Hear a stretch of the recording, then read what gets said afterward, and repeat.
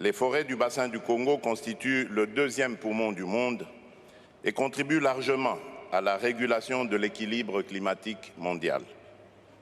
Ce massif forestier est toutefois exposé au risque de déforestation. Dans le cadre de la mise en œuvre effective de l'accord de Paris, il est impératif de tenir compte d'atténuer ces risques car autrement il en résulterait une crise écologique majeure. En ma qualité de président en exercice de l'Union africaine, j'ai récemment lancé le plan de relance verte pour l'Afrique qui vise à renforcer les mesures en faveur de la viabilité de l'environnement et de la prospérité en Afrique. Fidèle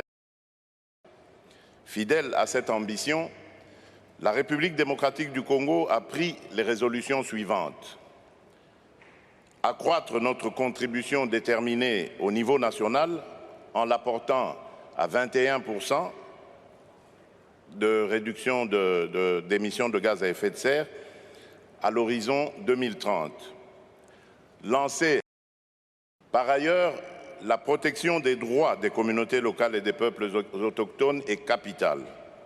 Nous nous engageons à en tenir compte dans notre stratégie d'industrialisation, d'investissements agricoles et dans la gouvernance forestière.